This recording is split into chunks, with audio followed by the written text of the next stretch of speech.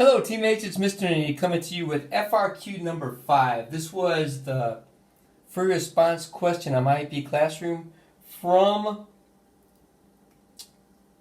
Wednesday the 29th of April.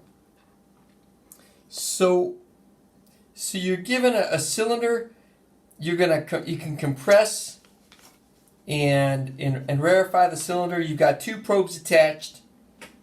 You can assume, it doesn't tell us that heat's going to enter or leave from the container, so we can assume that's not going to happen, and your processes are going to happen quick enough that you're not going to have to worry about that. So let's look. This took some thinking,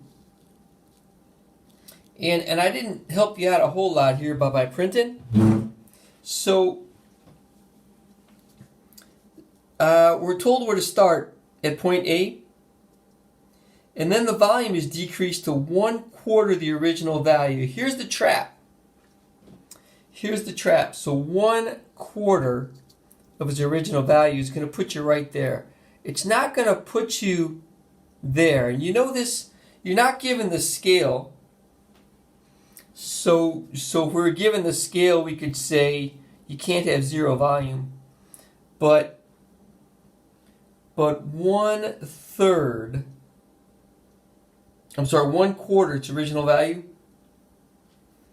And so you've got 1, 2, 3, 4 blocks here. So this would be 4/4, 3/4, 2/4, 1/4. And that's how you can get to that. That takes some thinking.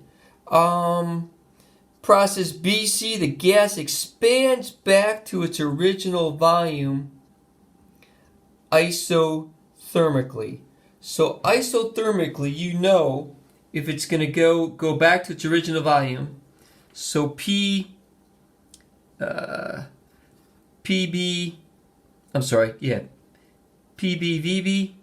has got to equal PCVC isothermically. Luna's gonna come say to us, "Hi Luna, can you go, honey? Thank you." Luna wants to know who I'm talking to. So isothermically, if your volume increases back to its original volume, your pressure has got to decrease by the same amount. So if go, thank you. So if it went back to its original value, your pressure now has got to be 1/4 of what it was. And I hope that makes sense. I kind of did it out here. I picked up, so at B, my pressure is the same at A, but my volume is 1/4. And so when I come to point C, my pressure's got to be 1/4.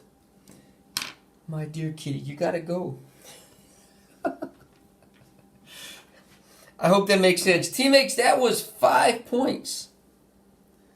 That's 5 points. It's good.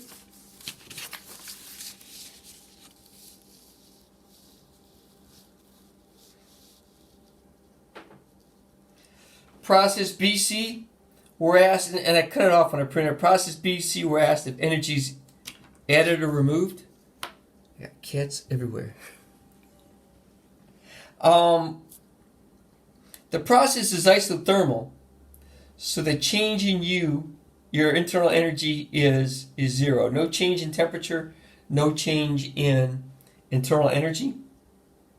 And so this is going to be 3 points each. Make sure you articulate each of those.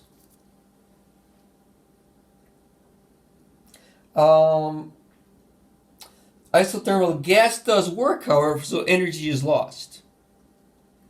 So applying the first law of thermodynamics, if change in U is 0, and gas is doing work, So we're losing energy. Heat has got to be added to that system, doesn't it, to keep that isotherm?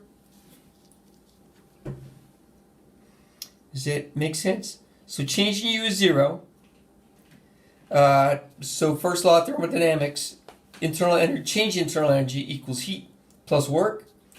0, change in internal energy. Heat minus work, because our gas is doing work, so it's losing internal energy. So thus, in order to keep that isotherm, our Q's got to equal our work. That's 3 points. That's 3 points. For B, we're asked for, as the pressure increases, for CA, the net flow of energy for CA is the net flow of energy into the gas or out of the gas. So we're going to look, we know that C to A, no work is done. So as we increase pressure while the volume remains constant, our temperature must increase. We want to articulate that by increase in PV equals nRT.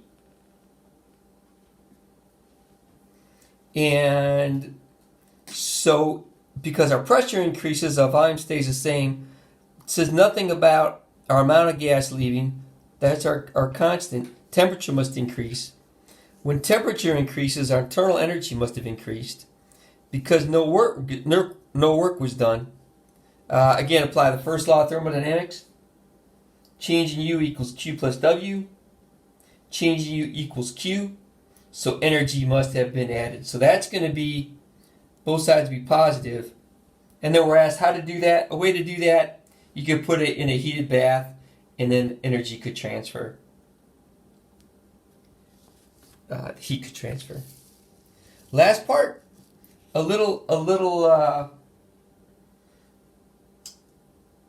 some curves. So we're looking at speeds against number of particles. So it's telling us how many particles are at each speed. There's the peak of each. And it's asking us to identify what curve is what. So you got 3 choices, A, B, or C. And I'm going to say state C has got the lowest temperature. So here's the trap, is you see that peak, and you don't look at your x-axis, and you interpret that to be the greatest. But that's actually the lowest speed. And so we know at state C, we've got the lowest volume, the lowest pressure. We're going to have the lowest temperature as well. Recall that's a state condition. That temperature is going to be the relationship. All else being equal, you don't add particles. That state condition is going to be is going to reflect your internal energy or your temperature. So it's your lowest state there, so it's C. So that's good. B and C then. B and C, I'm sorry, I keep on going back and forth. B and C are on the same isotherm, so they got to be the same temperature. So the second one can't be, B, it's got to be A. And here's how we reason. By PV nRT, state A is the highest temperature, then B or C. Again, a state condition. A's got the highest pressure, the highest volume. It's going to have the highest temperature. And that makes A our winner. And then you can justify that. State A has a higher temperature than B or C, thus would have a greater kinetic energy. Higher kinetic energy. All right, teammates, I'm sorry it's taking me so long to get this up. I've been in a dilemma. Thank you.